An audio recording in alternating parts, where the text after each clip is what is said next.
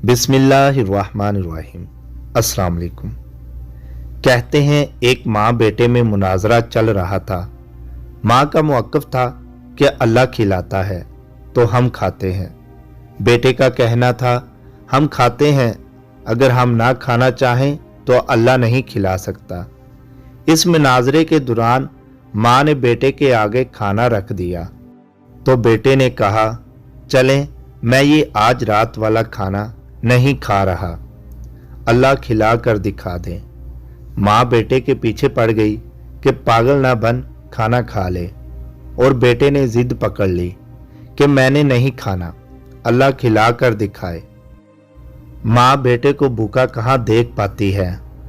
उसने इसरार शुरू किया तो बेटा घर से निकलकर गांव के कब्रिस्तान में जाके सो गया। माँ ने एक जबरदस्त किस्म का खुशबूदार हलवा बनाया और जाकर बेटे से कुछ फासले पर एक कब्र पर इस ख्याल से रख आई कि रात को भूख से जाग गया तो कोई देखने वाला ना होगा और ये खा लेगा। रात के आखिरी पहर कब्रिस्तान में डाकू आ गए जो इस गांव को लूटने की गरज से पहुंचे थे। वो कब्रिस्तान में रुककर सरदार से आखिरी हदायत ले रहे थे कि हलवे की महक ने सरदार को मतवज्जो कर लिया। कब्रिस्तान की तलाशी ली गई तो हलवा और वो लड़का दोनों बरामद हुए। सरदार ने हलवा खाना चाहा तो सांभा ने कहा, सरदार मुझे लगता है इस हलवे में जहर मिलाकर रखा गया था ताकि हम खाकर मर जाएं, और ये लड़का जासूसी के लिए मौजूद था, हमारे अंजाम की खबर जाकर गांव वालों को दे सके। सरदार ने सांभा की अक्लमंदी की दाद दी और लड़के से कहा, चल बच्चे हलवा खा। लड़का तो जिद किए बैठा था कि आज रात कुछ नहीं खाएगा। उसने सख्ती से इनकार किया तो सरदार का शक यकीन में बदल गया और उसने गन तान ली।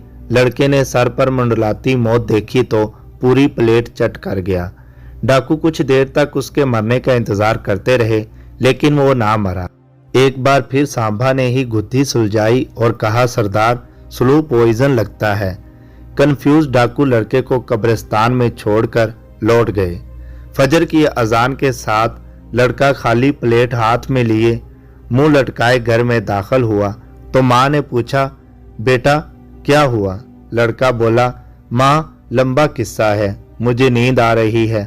बस खुलासा ये है कि हम ना भी खाना चाहें तो अल्लाह खिला देता है। समी वॉइस को सब्सक्राइब करना मत भूलें, लाइक करें, शेयर करें और कमेंट सेक्शन में अपनी राय का इजहार ज़रूर करें।